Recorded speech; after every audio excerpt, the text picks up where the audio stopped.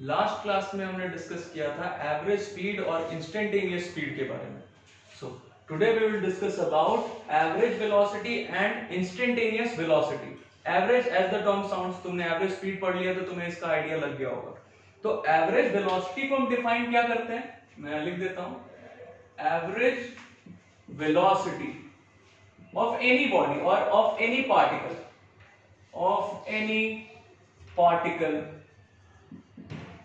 in a given time interval.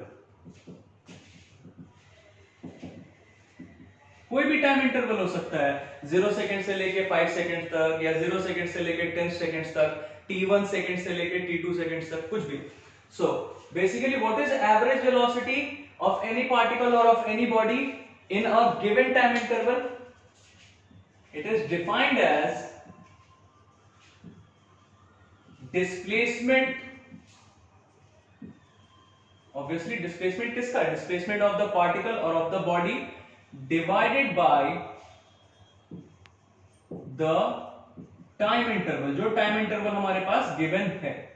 अब खैर ये तो theoretical part हो गया, ये तो हमारा definition हो गया simple average velocity का. Average velocity क्या है? It is defined as the displacement, or that is displacement of the body divided by the time interval. अब हम जरा इसके बारे में डिस्कस करते हैं कि आखिर इसका जो हम एक्सप्रेशन लिखने वाले हैं वो क्या होगा और कैसे लिखेंगे हम उसका एक्सप्रेशन. देखते हैं. V एवरेज मतलब, अब देखो ऊपर मैं एरो दे रहा हूं, मतलब we are talking about a vector quantity. ये वेलोसिटी है, स्पीड था तो सिर्फ v लिखते थे, अभी इसके ऊपर एरो दे रहा हूं, मतलब अभी ये स्पीड नहीं वेलोसिटी है. तो एवरेज वेलोसिटी क्या है? It is displacement divided by the time interval. तो इसको समझने के लिए जरा एक ग्राफ हम लेते हैं, that is displacement versus time graph. Displacement को हम r से या s से किससे भी डिनोट कर सकते हैं. तो डिस्प्लेसमेंट वर्सेस टाइम ग्राफ हम ले रहे हैं. अब जरा एक चीज ध्यान देना, मान लो हम कोई भी दो पॉइंट्स लेते हैं, हमने एक पॉइंट यहां लिया a, एक पॉइंट यहां लिया b. तो ये पॉइंट A और पॉइंट B, मान लो ये जो हमारा पार्टिकल था, ये पार्टिकल जो कुछ भी है, ये पार्टिकल पहले था पॉइंट A पे और फिर मूव करता हुआ आ गया पॉइंट B पे. मतलब इसका डिस्प्लेसमेंट का डायरेक्शन क्या है? From A to B. तो ये पार्टिकल स्टार्ट हुआ पॉइंट A से, मतलब इसका इनिशियल पोजीशन पॉइंट A है और मूव करता हुआ किधर चला गया? पॉइंट B तक. तो इसका फाइनल पोजीशन हो गया पॉइंट B. तो मान लो कि ये पॉइंट A पे था इनिशियली किसी टाइम t1 पे, और पॉइंट B पे वो मूव करता हुआ आ गया टाइम t2 पे. तो टाइम t1 पे इसका पोजीशन था यहां पे पॉइंट A पे था, और टाइम t2 पे इसका पोजीशन हो गया पॉइंट B पे. तो अब जरा ये सोचो, मैंने पहले ही तुम्हें बताया था कि किसी भी बॉडी का जो हमारा रेस्ट है या मोशन है, ये सब हम कहां से डिसाइड करते हैं? We need a frame of reference. अब जैसे मैं तुम्हें बोलूं, मुझसे पूछा जाए कि मैं कहां पे हूं, तो मैं क्या बताऊंगा? मैं बताऊंगा कि मैं इस बिल्डिंग में किसी फ्लोर पे किसी रूम में इस जगह पे खड़ा हूं. तो उसके लिए मुझे क्या चाहिए? मुझे रेफरेंस चाहिए. अगर ये बिल्डिंग नहीं होता, ये रूम नहीं होता, तो फिर मैं कैसे बताता कि मैं कहां पे हूं? मैं बोलता कि मैं इस लोकेलिटी में हूं, इस घर के बगल में हूं. तो उसके लिए मुझे एक रेफरेंस चाहिए. तो ऑब्वियसली ये जो पॉइंट A है या पॉइंट B है, मतलब बॉडी का पोजीशन एट टाइम t1 कहां है? A पे. टाइम t2 पे कहां है? B पे. तो आखिर ये A और B है कहां पे? इसके लिए हमें क्या चाहिए? रेफरेंस चाहिए, फ्रेम चाहिए. तो इसके लिए हम क्या करेंगे? We will define a vector that is known as position vector. हम इसके लिए पोजीशन वेक्टर को डिफाइन करने वाले हैं. तो पोजीशन वेक्टर क्या होता है पहले ये समझो. अब ये लाइन ये मैं हटा दे रहा हूं, ये तुम समझ गए होगे कि टाइम t1 पे ये A पे था और टाइम t2 पे ये B पे आ गया. ये हटा देते हैं. अब ये हम ड्रॉ कर रहे हैं पोजीशन वेक्टर. तुम सोचोगे सर पोजीशन वेक्टर क्या आ गया? Position as the term sounds, ये वेक्टर हमें क्या बताएगा कि ये पॉइंट A कहां पे है, ये पॉइंट A का पोजीशन क्या है, या ये पॉइंट B कहां पे है, पॉइंट B का पोजीशन क्या है. तो हम क्या करेंगे? इसके लिए हम ओरिजिन से, ये ओरिजिन है हमारा, दैट इज 0, 0, 0. अगर हम तीनों एक्सिस ले रहे हैं, x, y और z एक्सिस तीनों ले रहे हैं, तो 0, 0, 0, x कोऑर्डिनेट, y कोऑर्डिनेट और z कोऑर्डिनेट तीनों जीरोस. तो यहां से हमने एक स्ट्रेट लाइन ड्रॉ किया जो कि इस पॉइंट A को ज्वाइन कर रहा है ओरिजिन से. पॉइंट A को ज्वाइन कर रहा है ओरिजिन से, और इस पे हम एक एरो देंगे. ऑब्वियसली वेक्टर है तो it should have some direction. तो इसका डायरेक्शन किधर है? It is directed towards the position of this point A. तो इसका पोजीशन क्या है पॉइंट ए का यहाँ पे, तो ओरिजिन से इधर की तरफ हमने एरो ड्रॉ कर लिया इस पे। वैसे ही अगर तुमसे बोला जाए कि ये पॉइंट बी का पोजीशन क्या है, इसका पोजीशन वेक्टर ड्रॉ करो, तो क्या करोगे? सिंपल, ये जो हमारा ओरिजिन है यहां से एक स्ट्रेट लाइन ड्रॉ करेंगे, ओरिजिन से स्ट्रेट लाइन ड्रॉ करेंगे किसको ज्वाइन करने के लिए? ये पॉइंट बी को। और पॉइंट बी का पोजीशन किधर है? ऑब्वियसली ओरिजिन से हम किस तरफ बढ़ रहे हैं? पॉइंट बी के लिए इधर, तो इसका पोजीशन वेक्टर हमारा ये हो गया। It's very simple. अब बच्चों तुम्हें क्लियरली दिख रहा होगा कि इसमें तो ये तो सर एक वेक्टर इधर, एक वेक्टर इधर, एक वेक्टर इधर, तो दो वेक्टर्स तुम्हें दिख रहे हैं। ये वेक्टर OA का हेड और वेक्टर AB का टेल कोइंसाइड कर रहा है क्या? चलो थोड़ा आगे बना लेते हैं। वेक्टर OA का ये हेड और वेक्टर AB का ये टेल, क्योंकि हेड तो इसका इधर होगा, चलो इधर बना लेते हैं, यहां बना लेते हैं, so it is clear to you. तो ये दोनों कोइंसाइड कर रहे हैं, इसका हेड और इसका टेल कोइंसाइड कर रहे हैं। और ये तीसरा वेक्टर, तो हम यहाँ triangle rule of vector addition apply कर सकते हैं क्या? बिल्कुल कर सकते हैं। सबसे पहली बात तो हम यहाँ पे एक बार लिख लेते हैं कि जो हमारा एवरेज वेलोसिटी ये होता क्या है? डिस्प्लेसमेंट। तो डिस्प्लेसमेंट क्या है बच्चों? देखो तो डिस्प्लेसमेंट क्या है? AB इसका डिस्प्लेसमेंट है क्या? ये पॉइंट A से पॉइंट B पे आ गया, मतलब initial position A, final position B। तो इसका डिस्प्लेसमेंट क्या हो गया? AB, vector AB is the displacement. और इसी वेक्टर AB को ही फाइंड करने के लिए कि इसका वैल्यू क्या है, ये सब हम कर रहे हैं ताकि हम बता सकें कि जब हमारा पार्टिकल पॉइंट A पे था तो उसका पोजीशन क्या था, उसका पोजीशन वेक्टर क्या था, या जब पार्टिकल मूव करता हुआ पॉइंट B पे आ गया तो उसका पोजीशन वेक्टर क्या है? OB है। और यहां जब था तो OA था। सिंपल। मान लो इसे हम बोलते हैं ये टाइम t1 पे था, तो इसे तुम बोल दो वेक्टर r1 और इसे बोल दो वेक्टर r2। मतलब ये वेक्टर r1 क्या है? पोजीशन वेक्टर यहां का, जब हमारा पार्टिकल यहां था तो उसका पोजीशन वेक्टर क्या था? r1, vector r1। और जब पार्टिकल मूव करता हुआ पॉइंट B पे आ गया तो इसका पोजीशन वेक्टर क्या है? Vector r2। Simple. Divided by time interval. तो तुम्हें दिख रहा है बच्चों कि ये टाइम इंटरवल यहां से यहां तक का क्या है? यहां था तो t1 टाइम और यहां आ गया तो टाइम t2। मतलब टाइम इंटरवल कितना हो गया? इतने दूर का टाइम इंटरवल क्या हो गया? t2 माइनस t1 हो गया क्या?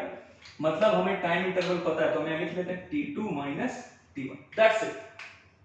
अब जरा सोचो, पोजीशन वेक्टर के बारे में पता चल गया है। ट्राइंगल रूल अगर हम लगाएं तो हम क्या लिख सकते हैं? यहां से ध्यान देना, OA plus AB is equal to OB होगा क्या? Triangle rule of vector addition, ये रिजल्टेंट वेक्टर हमारा हो गया एक तरीके से। तो हम ऐसा लिख सकते हैं, वेक्टर OA का हेड और AB का टेल कोइंसाइड कर रहा है, तो प्लस वेक्टर AB किसके इक्वल हो गया? वेक्टर OB के इक्वल, क्योंकि इसका टेल और इसका AB का हेड को ये ज्वाइन कर रहा है हमारा वेक्टर, तो ये रिजल्टेंट वेक्टर हो गया। अब यहां से हमारा काम क्या? हमें ये चाहिए वेक्टर AB, मतलब डिस्प्लेसमेंट चाहिए हमें। डिस्प्लेसमेंट क्या हो गया? देखो तो vector OB minus vector OA हो गया क्या? और वेक्टर OB तुम्हें दिख रहा है क्या है? R2, वेक्टर R2 मतलब position vector of the particle, जब पार्टिकल कहां है? पॉइंट B पे आ गया मूव करता हुआ, तो लिख लो R2 वेक्टर माइनस, और ये OA का वैल्यू क्या है? पोजीशन वेक्टर R1, जब ये पार्टिकल हमारा इनिशियल पोजीशन पे था, A पे था, तो इसका पोजीशन वेक्टर ये था। तो ये हमें पता चल गया। अब जरा देखो तो ये V एवरेज हमारा जो है, मतलब average velocity for this given time interval t1 से लेके t2 तक के बीच में हमारा टाइम इंटरवल कितना है? t2 minus t1। सिंपल। तो ये AB की जगह हम क्या लिख सकते हैं? R2 माइनस R1, और टाइम इंटरवल तो यही था t2 माइनस t1। अब इससे कंफ्यूज बिल्कुल भी नहीं होना है। R2 क्या है? पोजीशन वेक्टर जब पार्टिकल यहां पे था, और R1 क्या है? पार्टिकल का ही पोजीशन जब पार्टिकल यहां पॉइंट A पे था। तो ये जो मैंने यहां पे लिखा है, इसको या तो तुम डिस्प्लेसमेंट बोल सकते हो, इसको बिल्कुल नोट कर लेना। ये जो हमारा टर्म है, ये है क्या? चेंज इन पोजीशन, या फिर क्या बोल सकते हैं? इसी को तो डिस्प्लेसमेंट बोलते हैं। डिस्प्लेसमेंट का मतलब क्या होता है? The shortest distance between initial position and final position. तो ये जो हमारा R2 माइनस R1 हमने लिखा, ये पहले इसका पोजीशन R1 था, पोजीशन वेक्टर, और बाद में पोजीशन वेक्टर R2 हो गया, मतलब पोजीशन में चेंज हो गया जब ये A से B पे आया तो या तो तुम इसे लिखो चेंज इन पोजीशन, या फिर ये जो पोजीशन चेंज हो रहा है इसी को तुम डिस्प्लेसमेंट बोलते हैं। तो चेंज इन पोजीशन, या फिर इसको तुम क्या लिख सकते हो? डिस्प्लेसमेंट। बिल्कुल सिंपल। ओके, तो ये तो था एवरेज वेलोसिटी के बारे में। अब एक चीज और यहां नोट करो, यहां R2 है, R1 है, तो हमें ये R2 इसके पोजीशन वेक्टर यहां से और यहां से मतलब है, मतलब मैं एक बार यहां पे लिख देता हूं, जिनको ये कॉपी करना है वो पॉज करके कॉपी कर सकते हैं। बहुत इंपॉर्टेंट पॉइंट है कि हम यहां लिख रहे हैं कि ये जो हम एवरेज वेलोसिटी फाइंड कर रहे हैं इसमें हमारे काम क्या क्या आ रहा है, R2 मतलब position of the particle at time t2, position of the particle at time t1। बीच में इसका पोजीशन जो कुछ भी है उससे हमें कोई मतलब नहीं है, मैं लिख दे रहा हूं the position of particle at time t1 and time t2 are in the expression। और वो क्या क्या है तुम्हें दिख रहा है, टाइम t1 पे इसका पोजीशन क्या है r1, पोजीशन वेक्टर r1 है, और टाइम t2 पे इसका पोजीशन वेक्टर क्या है r2 है। तो हमें सिर्फ यहां के पोजीशन और यहां के पोजीशन से मतलब है, वही आ रहा है इस एक्सप्रेशन में। एवरेज वेलोसिटी हमें फाइंड करने के लिए क्या क्या चाहिए, पोजीशन यहां पे टाइम t2 पे पोजीशन और टाइम t1 पे पोजीशन, बीच का कुछ भी पोजीशन हो, यहां का पोजीशन, यहां का, इन सारे पोजीशन से हमें कोई मतलब नहीं है। मतलब t1 से लेके t2 तक के बीच का जो भी टाइम है, यहां मान लो ये हमारा t1 है, एक बार इसे जरा ज्वाइन कर लेते हैं तुम समझ जाओ इसके लिए, ये टाइम t1 पे था और ये टाइम t2 पे था, तो सिर्फ यहां के टाइम का पोजीशन वेक्टर चाहिए था और यहां के टाइम का पोजीशन वेक्टर चाहिए था, मतलब पोजीशन चाहिए था। अब ये t1 से t2 के बीच में चाहे जो कुछ भी टाइम रहा हो, 2 सेकंड 3 सेकंड 4 सेकंड जो कुछ भी रहा हो, उन सारे टाइम पे इस पार्टिकल का पोजीशन यहां हो, इन सबसे कोई मतलब नहीं, it is independent of these positions, that's it. अब इससे रिलेटेड एक बहुत आसान सा एग्जांपल लेते हैं, फिर हम इंस्टेंटेनियस वेलोसिटी पे आएंगे। तो अब हमारे पास ये न्यूमेरिकल है जिसमें हमें गिवन है वेलोसिटी वर्सेस टाइम ग्राफ, और हमें फाइंड क्या करना है, distance travelled in first 40 seconds, ये पहला पार्ट है। तो देखते हैं हम इसे। तुम्हें पता है कि अगर हमारे पास वेलोसिटी वर्सेस टाइम ग्राफ है तो डिस्टेंस फाइंड करने के लिए हम क्या करते हैं, हम एरिया फाइंड करते हैं, किसका, ये जो फिगर है that is bounded by the graph. तो हमारा ग्राफ क्या है, ये ऐसा bounded by the graph and the x axis. तो एक तो ये ट्रायंगल बन गया, और 0 से 40 सेकंड्स तक के बीच में पूछा है, तो हम यहां से यहां तक के बीच का डिस्टेंस फाइंड करने वाले हैं। तो मतलब हमारा एक्स एक्सिस का कितना दूर का पार्ट हमें लेना है, 0 से 40 सेकंड्स तक के बीच का। तो ये ग्राफ और एक्स एक्सिस, फिर ये ग्राफ और एक्स एक्सिस के बीच में ये जो हमारा बाउंडेड, ये जो हमारा फिगर बन रहा है, इसका एरिया और इसका एरिया फाइंड कर लिया, मतलब दोनों ट्रायंगल्स का एरिया फाइंड कर लेंगे तो वी आर डन, हमारा डिस्टेंस पता चल जाएगा 40 सेकंड्स में। तो करते हैं, इसका एरिया फाइंड करने के लिए तुम क्या करोगे, यहां से यहां तक तुम्हें दिख रहा है बेस कितना है 20 और हाइट कितना है देखो तो 5। अब ये 5 मीटर पर सेकंड यहां ऊपर लिखा दिख रहा है, नीचे माइनस है, तो ऑब्वियसली वेलोसिटी है, वेक्टर क्वांटिटी है, डायरेक्शन है इसमें, इसीलिए प्लस माइनस ले रहे हैं। तो ऊपर के डायरेक्शन में y एक्सिस में पॉजिटिव लिया 5 मीटर पर सेकंड, और y एक्सिस के डाउनवर्ड डायरेक्शन में हम नेगेटिव लेते हैं, तो वेलोसिटी यहां हमारा नेगेटिव है -5 मीटर पर सेकंड, दैट्स इट। तो हम एरिया इसका फाइंड करते हैं, एरिया ऑफ ट्रायंगल कितना आएगा देखो तो, हाफ इनटू बेस कितना है 20 इनटू हाइट कितना है 5, अगर सिर्फ मैग्नीट्यूड लें तो ये देखो तो ये एरिया से हमारा क्या आ जाएगा, ये 10 रहा, ये 50, तो 50 यूनिट्स हमारा एरिया है।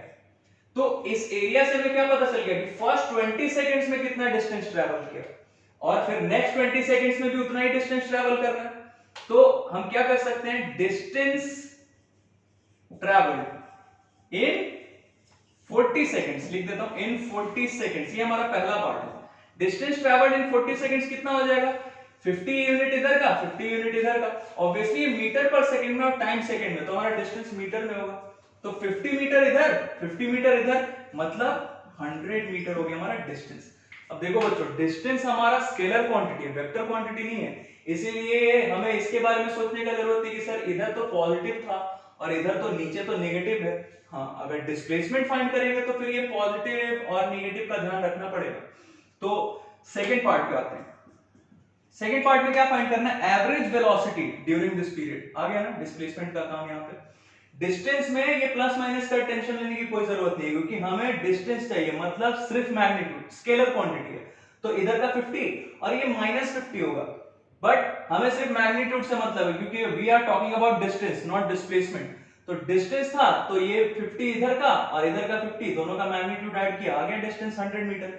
बट अगर डिस्प्लेसमेंट फाइंड करेंगे तो सोचो क्या होगा, डिस्प्लेसमेंट लेंगे तो इधर तो डिस्प्लेसमेंट हमारा पॉजिटिव है, प्लस 50 मीटर होगा, डिस्प्लेसमेंट वेक्टर क्वांटिटी है तो प्लस माइनस लेना है, डिस्टेंस लेना पड़ेगा, सॉरी डायरेक्शन लेना पड़ेगा, तो इधर प्लस 50 और इधर डायरेक्शन क्या होगा उसका नेगेटिव होगा, तो इधर डिस्प्लेसमेंट माइनस 50। मतलब डिस्प्लेसमेंट क्या हो गया, डिस्प्लेसमेंट 0 से लेके 40 सेकंड्स तक के बीच का जो ये हमारा टाइम इंटरवल है, टाइम पीरियड है, इसके बीच में डिस्प्लेसमेंट कितना हो गया, प्लस 50 मीटर इधर और माइनस 50 मीटर इधर, तो ये क्या हो गया 0। तो हमें एवरेज वेलोसिटी चाहिए, और एवरेज वेलोसिटी किसके इक्वल होता है, displacement bye the time interval, bye the time period, अभी देखा हमने, तो डिस्प्लेसमेंट तो सर 0 हो गया, और टाइम पीरियड, टाइम इंटरवल कितना है 0 से 40 सेकंड्स तक का, तो ये 0 मीटर, ये कितना हो गया 0 मीटर पर सेकंड। अब देखो बच्चों, हमने इंस्टेंटेनियस स्पीड के बारे में सीख लिया था लास्ट लेक्चर में, लास्ट वीडियो में हमने इंस्टेंटेनियस स्पीड के बारे में सीखा, अब इंस्टेंटेनियस वेलोसिटी के बारे में सीखना है। But you have the idea कि इंस्टेंटेनियस टर्म आ गया सर, इसका मतलब कि at a particular instant find करना है वेलोसिटी। देखते हैं क्या करेंगे। हमने इंस्टेंटेनियस वेलोसिटी के पहले अभी सीख लिया है एवरेज वेलोसिटी, तो एवरेज वेलोसिटी मान लो कि हम लेट कर लेते हैं, let the average velocity of a particle in a time interval, time interval हम कुछ भी ले सकते हैं, हम एक बहुत छोटा सा टाइम इंटरवल लेते हैं t से t प्लस डेल्टा t तक, जहां पे डेल्टा t क्या है, बहुत छोटा टाइम इंटरवल है। So let the average velocity of any particle of any body in a time interval t to t plus delta t। तो हमने टाइम को बहुत कम चेंज किया है, ये डेल्टा t क्या है, चेंज इन टाइम, मतलब ये जो हमारा टाइम इंटरवल है, जो टाइम में चेंज आ रहा है वो बहुत छोटा है, वेरी स्मॉल टाइम इंटरवल हम ले रहे हैं। तो हमने एवरेज वेलोसिटी के बारे में पढ़ लिया है, तो इसे हम मान लेते हैं कि ये एवरेज वेलोसिटी है हमारा v एवरेज, और ये v एवरेज किसके इक्वल होता है, अभी अभी हमने सीखा, v एवरेज मतलब एवरेज वेलोसिटी किसके इक्वल होता है। एक बार मैं इसे लिख देता हूं ताकि तुम्हें ध्यान रहे, और ये डिवाइडेड बाय ये क्या है, t2 माइनस t1 लेते थे, तो यहां पे ये जो हमारा r2 माइनस r1 था, ये क्या था, change in position, change in position, change आ गया मतलब हम डेल्टा क्या का यूज करेंगे, तो चेंज इन पोजीशन को हम क्या लिख सकते हैं, डेल्टा r लिख सकते हैं क्या, वेरी सिंपल, ये r2 vector r2 minus vector r1 क्या है, डिस्प्लेसमेंट है, और डिस्प्लेसमेंट होता क्या है, चेंज इन पोजीशन, तो चेंज इन पोजीशन है तो हमने इसको डेल्टा r लिख लिया, delta vector r, simple, divided by, अब ये हमारा टाइम में चेंज कितना हुआ, ये जो t2 माइनस t1 हम लिख रहे थे पहले, तो ये टाइम में चेंज हमने कितना लिया है, t से चेंज होके टाइम हो गया t प्लस डेल्टा t, तो टाइम में चेंज कितना हुआ, इसमें से इसको माइनस करो, मतलब टाइम में चेंज सिंपल क्या हो गया, ये इतना इसीलिए अभी बोलने की जरूरत पड़ रही है क्योंकि ये तुम्हारा शुरुआत है, एक बार ये सीख लोगे तुम तो उसके बाद शॉर्ट में भी अगर मैं बता के चला जाऊं तो तुम्हें कोई कंफ्यूजन नहीं होगा। खैर, तो ये r2 माइनस r1 मतलब डेल्टा r मतलब चेंज इन द पोजीशन, और ये t2 माइनस t1 क्या है यहाँ पे, that is the change in time, मतलब ये टाइम इंटरवल, हमारा टाइम इंटरवल कितना है, t से t प्लस डेल्टा t, मतलब delta t time interval, that's it. यहाँ मैं इंडिकेट कर देता हूं, ये चेंज इन पोजीशन है, या तुम इसे क्या बोल सकते हो, अभी बताया तुम्हें, या फिर डिस्प्लेसमेंट, ये हमारा डिस्प्लेसमेंट है, किस टाइम इंटरवल में, डेल्टा टी टाइम इंटरवल में ये हमारा डिस्प्लेसमेंट कवर हो रहा है। अब हम आते हैं इंस्टेंटेनियस वेलोसिटी पे, अपने टॉपिक पे, क्या होगा जरा सोचो तो, इंस्टेंटली बोल रहा है मतलब at a particular instant find करना है वेलोसिटी, तो हम क्या करते थे इंस्टेंटेनियस स्पीड में, वही काम यहां पे भी करेंगे, मैं लिख देता हूं यहां पे, द इंस्टेंटेनियस velocity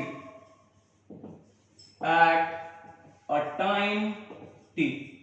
अब ध्यान देना बच्चों, यहां एवरेज वेलोसिटी में हमें क्या चाहिए होता था, एक टाइम इंटरवल चाहिए होता था, t से t प्लस डेल्टा t तक का, मतलब टाइम इंटरवल हमारे पास था ये डेल्टा t, बट यहां इंटरवल नहीं चाहिए टाइम का, यहां एग्जैक्टली उसी टाइम पे चाहिए, उसी इंस्टेंट पे, पर्टिकुलर इंस्टेंट पे चाहिए, तो हमसे क्या बोला जा रहा है, the instantaneous velocity at a time t, मतलब टाइम t पे ही वेलोसिटी चाहिए। तो अब जरा सोचो कि ये जो टाइम में चेंज हो रहा था, टाइम में चेंज कितना था, t से t प्लस डेल्टा t हो रहा था, मतलब टाइम में चेंज कितना हुआ, टाइम इंटरवल कितना है, डेल्टा t।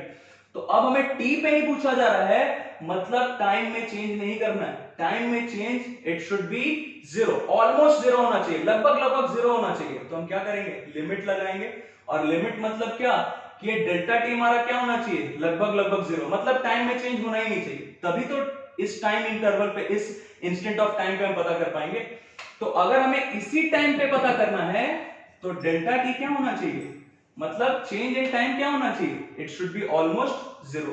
तो हम एग्जैक्टली इसी टाइम पे, अभी के अभी इसी इंस्टेंट पे टाइम टी पे पता कर सकते हैं, क्योंकि delta T tends to zero हो जाएगा। तो हम क्या करेंगे, देखो तो जरा, लिमिट लिया है हमने क्या, delta T tends to zero, और ये रहा हमारा, ये क्या है, change in position by the time interval. तो टाइम इंटरवल बस क्या लेना है, टाइम इंटरवल या चेंज इन टाइम बोल सकते हो, it should be almost zero. तो हमारा टी पे आ जाएगा, जैसे यहाँ टी पे फाइंड करना है, तो टी में जो टाइम में चेंज हो रहा है डेल्टा टी, वो लगभग लगभग जीरो हो गया, तो हम ये ले सकते हैं। मतलब क्या हो गया, अब इसे हम क्या लिख सकते हैं, मैं एक बार यहां लिख देता हूं, ये हमारा क्या है, वेलोसिटी, इंस्टेंटेनियस वेलोसिटी या सिर्फ वेलोसिटी भी तुम बोल सकते हो। जैसे मैंने तुम्हें पहले बोला था कि अगर कहीं पे सिर्फ स्पीड लिखा मिला, मतलब समझ जाना दैट इज इंस्टेंटेनियस स्पीड, वैसे ही अगर कहीं पे सिर्फ वेलोसिटी लिखा हुआ मिला, मतलब समझ जाना इंस्टेंटेनियस वेलोसिटी। एवरेज क्लियरली लिखा रहेगा, एवरेज वेलोसिटी या एवरेज स्पीड। ओके, तो ये हमारा वेलोसिटी कितना आ गया, हमने लिमिट क्या लिया है, सिर्फ change in time should be almost zero, मतलब ये जो हमारा डेल्टा टी है जो टाइम में चेंज हो रहा है, ये लगभग लगभग जीरो होगा। तो ये इसे हम क्या लिखते हैं, ये सब हमने डिफरेंशिएशन में किया है। मैं फिर से बोल रहा हूं, जिन लोगों ने डिफरेंशिएशन का वीडियो नहीं देखा है, नहीं सीखा है, वो एक बार उसे देख के आना, तो ये सब बिल्कुल आसान लगेगा। तो ये क्या है, इसे हम क्या लिख सकते हैं, dr by dt, that's it. यहाँ पे dt क्या है, वेरी स्मॉल टाइम इंटरवल, और dr क्या है, वेरी स्मॉल डिस्प्लेसमेंट, मतलब very small change in the position, that's it. तो ये हमें पता चल गया इसके बारे में। अब जरा सोचो कि अगर ये टाइम इंटरवल, बहुत अच्छा सा, बहुत प्रैक्टिकल चीज है ये, मान लो हम एक सर्कुलर ट्रैक है, हम उस पर चल रहे, घूम रहे, उस पर हमसे बोला गया कि इंस्टेंटेनियस वेलोसिटी का हमारा मैग्नीट्यूड क्या होगा। तो हम कैसे पता करेंगे इंस्टेंटेनियस वेलोसिटी का मैग्नीट्यूड, जरा देखना, dt मतलब वेरी स्मॉल टाइम इंटरवल, लिख देता हूं मैं यहां, for a very small interval of time, obviously of time, ये जो हम dr ले रहे हैं, मतलब चेंज इन पोजीशन, मतलब डिस्प्लेसमेंट। तो डिस्प्लेसमेंट का जो हमारा मैग्नीट्यूड है, डिस्प्लेसमेंट का मैग्नीट्यूड वो किसके इक्वल हुआ, डिस्टेंस के मैग्नीट्यूड के इक्वल। ds मतलब वेरी स्मॉल डिस्टेंस कवर्ड, और dr वेक्टर का मतलब ये very small change in position, मतलब very small displacement, that's it. अब जरा सोचो, ये यहां से समझते हैं, यहीं के यहीं वेरी, dt मतलब वेरी स्मॉल टाइम इंटरवल, तो वेरी स्मॉल टाइम इंटरवल के लिए ये हम डिस्टेंस या डिस्प्लेसमेंट, यहीं के यहीं, dt का मतलब क्या, वेरी स्मॉल टाइम इंटरवल, मतलब यहीं के यहीं। तो अगर यहीं के यहीं तुमसे पूछा जाए तो यही तुम्हारा डिस्टेंस है या यही तुम्हारा डिस्प्लेसमेंट है। अगर यहां से यहां तक आ जाए, मान लो यहां से हम घूम के यहां तक आ गए, तब डिस्टेंस ये हो जाएगा और डिस्प्लेसमेंट ये हो जाएगा, ऐसा। बट अगर तुमसे dt के लिए कंडीशन बोल रहा है, मतलब वेरी स्मॉल टाइम इंटरवल के लिए बोल रहा है, तो वेरी स्मॉल टाइम इंटरवल के लिए क्या होगा, डिस्टेंस और डिस्प्लेसमेंट दोनों के दोनों बहुत छोटे होंगे, तो दोनों का magnitude it will be almost same, almost equal. तो हम ऐसा लिख सकते हैं क्या कि इसका जो मैग्नीट्यूड है, डिस्प्लेसमेंट का जो मैग्नीट्यूड है, ये भी बहुत कम है और ये भी बहुत कम है, तो इसका मैग्नीट्यूड, डिस्प्लेसमेंट का मैग्नीट्यूड डिस्टेंस के इक्वल है। तो डिस्टेंस में तो सिर्फ मैग्नीट्यूड ही होता है, इसका डायरेक्शन तो होता नहीं, तो हम ऐसा लिख सकते हैं। अब सोचो, अगर तुमसे ये बोला गया कि ये जो हमारा वेलोसिटी है, इंस्टेंटेनियस वेलोसिटी, इसका सिर्फ मैग्नीट्यूड चाहिए, सिर्फ मैग्नीट्यूड मतलब dr बाई dt का मैग्नीट्यूड, बिल्कुल आसान है समझना। ये वेक्टर v है, मतलब ये वेलोसिटी है या इंस्टेंटेनियस वेलोसिटी है, ये इसके इक्वल आया, ये हमने अभी अब देख लिया ये सब करके। तो इसका मैग्नीट्यूड फाइंड करेंगे तो इसका मैग्नीट्यूड आ जाएगा, मतलब वेक्टर v का मतलब वेलोसिटी का मैग्नीट्यूड आ जाएगा, और ये dr वेक्टर dr dt, ये तो टाइम ही है, तो इसका मैग्नीट्यूड ले लिया। तो dr का ये मैग्नीट्यूड ये किसके इक्वल है, डिस्टेंस के मैग्नीट्यूड के इक्वल है, मतलब डिस्टेंस के इक्वल है, तो ऐसा लिख सकते हैं ds by dt। और ये बच्चों तुम्हें पता है ये ds by dt जब हमने एवरेज स्पीड सीखा था, इंस्टेंटेनियस स्पीड हमने जब सीखा था लास्ट लेक्चर में, तो ये ds by dt में मिला था। तो ds by dt क्या था, ds by dt क्या था, अगर delta s by delta t लिखें तो ये क्या है एवरेज स्पीड, और ds by dt लिखा तो ये क्या है इंस्टेंटेनियस स्पीड। कुछ समझ में आ रहा है, इंस्टेंटेनियस स्पीड आ गया, ये ds by dt क्या है इंस्टेंटेनियस स्पीड। तो इससे हमें क्या सीखने को मिला कि इंस्टेंटेनियस वेलोसिटी जो है, इंस्टेंटेनियस वेलोसिटी का जो मैग्नीट्यूड है वो किसके इक्वल है, इंस्टेंटेनियस स्पीड के इक्वल। क्योंकि इंस्टेंटेनियस का मतलब क्या कि उसी पर्टिकुलर टाइम पे वहीं के वहीं उसी इंस्टेंट पे, तो उसी इंस्टेंट पे ये जो हमारा इंस्टेंटेनियस वेलोसिटी है उसका मैग्नीट्यूड किसके इक्वल है, इंस्टेंटेनियस स्पीड के इक्वल। ये ध्यान रखना, ds by dt यहां पे क्या है, it is the instantaneous speed, that's it. तो it was all about the instantaneous velocity and the average velocity. Next video में हम सीखेंगे एक्सेलरेशन के बारे में, इंस्टेंटेनियस एक्सेलरेशन और एवरेज एक्सेलरेशन क्या होता है।